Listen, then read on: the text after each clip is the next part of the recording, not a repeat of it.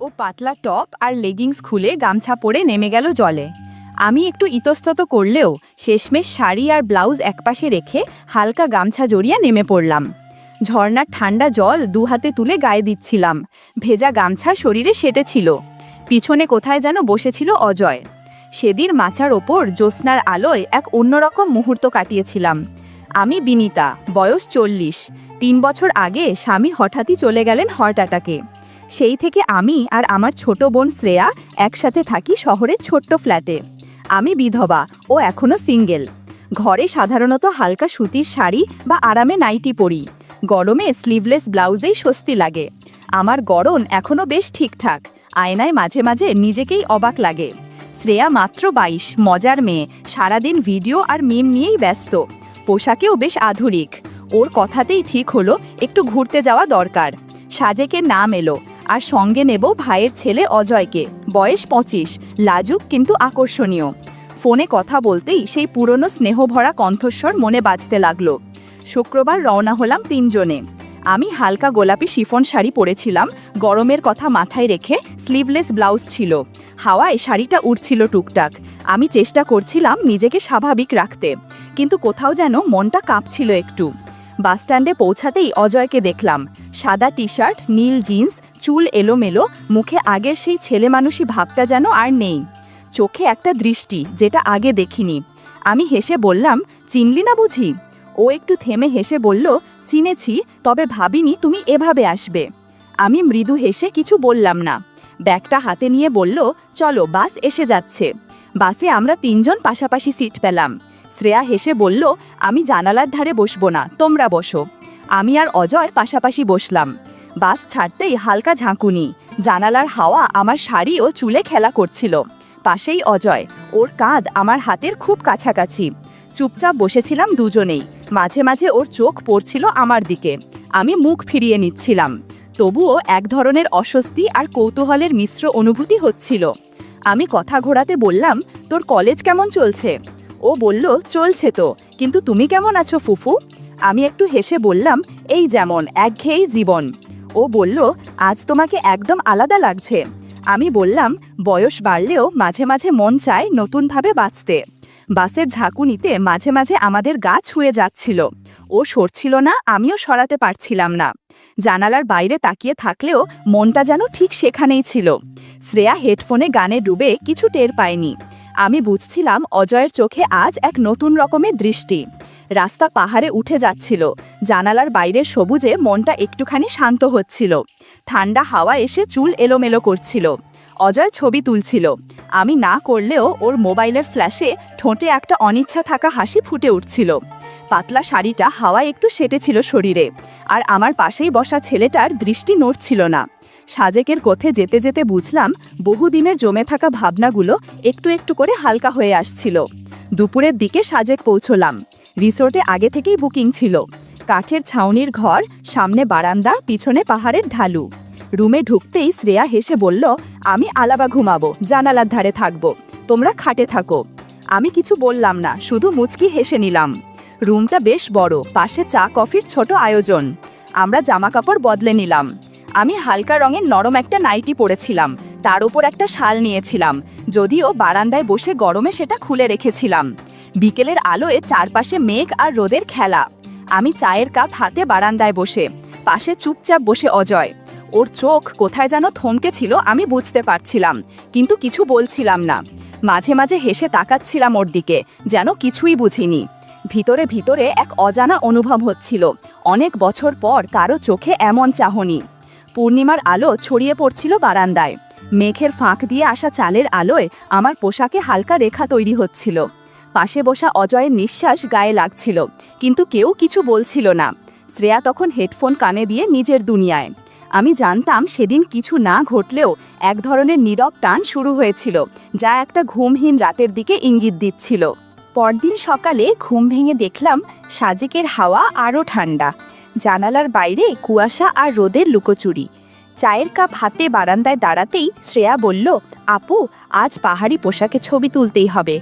আমি হেসে বললাম, আচ্ছা, তোর জন্য করব। আসলে আমিও ভেতরে ভেতরে চাইছিলাম একটু অন্যরকম সাজতে। ভিউ পয়েন্টের কাছে পাহাড়ি পোশাক ভাড়া পাওয়া যেত। শ্রেয়া চেক কাটা জামা তুলে নিল। আমি এক দোকান থেকে একটা পাতলা রঙিন শাড়ি নিলাম। দোকানি বলল, আপা, পাহাড়ি মেয়েরা শাড়ি পরে, তবে ব্লাউজ পরে না। আমি একটু থেমে গেলাম। শ্রেয়া মজা করে বলল, চেষ্টা কর না। আমি কাঠের একটা ঘরে গিয়ে আয়নার সামনে দাঁড়ালাম। নিচে একটা ইনার পরা ছিল, তাই বেশি অস্বস্তি হচ্ছিল না। আয়নায় নিজেকে দেখে মনে হচ্ছিল অনেক দিন পর নিজেকে একটু নতুনভাবে দেখছি। চুলটা একটু এলোমেলো করে বাইরে এলাম। অজয় ক্যামেরা হাতে দাঁড়িয়েছিল। ওর চোখ পড়ল আমার দিকে সরাসরি।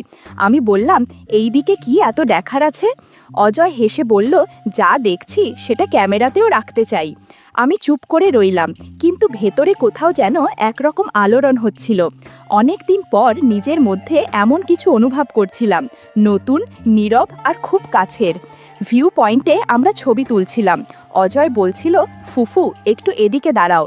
ওর ক্যামেরা আমার দিকেই ফোকাস ছিল, কিন্তু আমার মনে হচ্ছিল ও শুধু ছবি তুলছিল না, আমাকে দেখছিল একটা বিশেষ দৃষ্টিতে।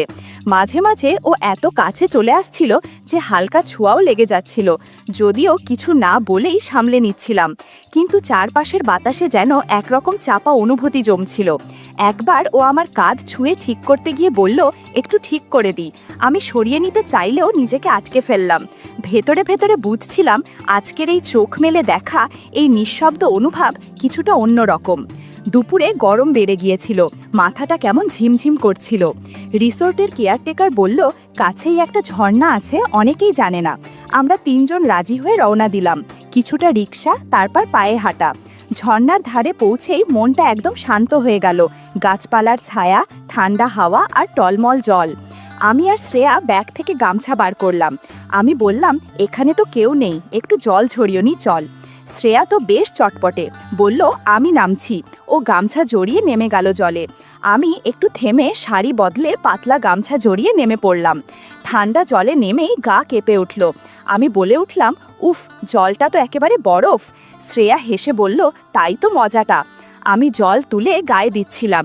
গামছা থেজা হয়ে শরীরের সঙ্গে লেগেছিল। আমি জানতাম পিছনে অজয় বসে আছে। ও কিছু বলছিল না, কিন্তু চোখ যেন কথা বলছিল। এক সময় আমি পাথরে বসে পা ডুবিয়ে বসে রইলাম। শরীর আর মন দুটোতেই যেন এক ধরনের আলোড়ন হচ্ছিল। আমি একবার পেছনে তাকালাম। চোখ মেলাতেই ও চোখ সরিয়ে নিল, কিন্তু আমি বুঝলাম ওর মন এখন অন্য কোথাও নেই, ঠিক এখানেই। আমরা ধীরে ধীরে উঠে এলাম। গামছা থেকে জল চিপে রোদে দাঁড়িয়ে গা শুকোচ্ছিলাম। ঠান্ডা জলের পর শরীরে একরকম উষ্ণতা ঘিরে ধরছিল, আর মনে হচ্ছিল আজকের দিনটা নিঃশব্দেই অনেক কিছু বলে গেল। স্নান শেষে আমি না তাকিয়ে বললাম, চল এবার রিসোর্টে যাওয়া যাক, অনেকক্ষণ হয়ে গেছে। অজয় চুপচাপ মাথা নেড়ে উঠল, কিন্তু ওর চোখে একটা আলাদা আলো ছিল। সেটা কৌতূহল না কিছু ইঙ্গিত বুঝতে পারছিলাম না। ফিরে এসে সবার শরীর ক্লান্ত, কিন্তু মন যেন হালকা উত্তেজনায় ভরা। জামা কাপড় চেঞ্জ করে নিলাম। আমি পরে নিলাম মেরুন রঙের হালকা সিল্কের নাইটি। উপর দিয়ে একটা পাতলা শাল ছিল ঠিকই, কিন্তু গরমে সেটা একপাশে রেখেই ছিলাম। শ্রেয়া বলল, ব্যাম্বু চিকেন না খেলে সাজে কাসার মানেই হয় না। কিছুক্ষণ পর কাঠের পাত্রে ভাপা ভাত আর গরম মশলাদার মাংস চলে এলো। তিনজন মিলে বসে খেতে খেতে গল্প শুরু হলো। ছোটবেলার কত স্মৃতি, দুষ্টুমি, হাসাহাসি। আমি বলছিলাম কিভাবে একবার অজয় মজা করে আমার জামার হুক টেনে দিয়েছিল, আর আমি রেগে গিয়েছিলাম। ও হেসে বলল, তোমার রাগটাই সবচেয়ে মজার ছিল। আমি বললাম, তখন তুই ছোট ছিলি, এখন কিন্তু সব বুঝি। আমরা হেসে ফেললাম, তবে কোথাও যেন সেই কথার নিচে এক টুকরো নীরব ভাবনা জমে রইল। খাওয়া শেষে শ্রেয়া ক্লান্ত হয়ে বিছানায় শুয়ে পড়ল। আমি বারান্দায় গিয়ে বসেছিলাম। সাজেকের পাহাড়ি রাত, ঠান্ডা হাওয়া, চারপাশে নিঃশব্দ প্রকৃতি। অজয় এসে পাশে বসে বলল, আজকের দিনটা যেন অনেক কিছু ফিরিয়ে দিল। আমি বললাম, মনটা হালকা হয়ে গেছে, শরীরটাও যেন নতুন রকম লাগছে। চাঁদের আলোয় ওর চোখে চোখ রাখতেই একটা চাপা চাহনি ধরা পড়ল। আমি চোখ সরিয়ে নিলেও টের পাচ্ছিলাম ওর দৃষ্টি এখন আর শুধু চোখে নেই। আমি উঠে দাঁড়াতে যাচ্ছিলাম, ওর হাত আমার হাত ছুঁয়ে গেল হালকা করে। আমি থেমে গেলাম। কিছু না বলেও অনেক কিছু বলা হয়ে যাচ্ছিল। আমি চুপচাপ পাশে বসে পড়লাম আবার। ও বলল, তোমার চোখ আজ অনেক কিছু বলছে ফুপু। আমি মৃদু হেসে বললাম, না কিছুই, কিন্তু হাতটাও ওর হাতেই রয়ে গেল। চাঁদের আলোয় দুজনের ছায়া পড়েছিল কাঠের বারান্দায়। নিঃশব্দ এক অনুভব মনের ভেতরে হালকা ঢেউয়ের মতো বয়ে যাচ্ছিল। পরদিন সকালে দরজার ফাঁক দিয়ে ঠান্ডা বাতাস ঢুকছিল। আমি উঠে জানালার পর্দা সরাতেই দেখি অজয় বারান্দায় দাঁড়িয়ে, হাতে চায়ের কাপ। আমাকে দেখেই পেছনে ফিরে হেসে দিল। আমি তখন গায়ে শাল জড়ানো ধীরে পায়ে হেঁটে গিয়ে ওর পাশে দাঁড়ালাম। ও বলল, আজ কি আবার একটু ঘুরে যাওয়া যায়? আমি মাথা নাড়িয়ে বললাম, চল, আজ তো আমাদের শেষ দিন। নাস্তা করে বেরোলাম তিনজনে। আজ একটু অন্যদিক ঘোরার ইচ্ছে ছিল। পাহাড়িদের হাটে গেলাম, যেখানে তারা নিজ হাতে তৈরি জিনিস বিক্রি করে। একটা দোকানে আমি হালকা রঙের একটা ব্লাউজ আর প্যাস্টেল টোনের পাতলা স্কার্ট দেখছিলাম। অজয় পাশে দাঁড়িয়ে বলল, এই ব্লাউজটা পরলে তোমাকে খুব আলাদা লাগবে।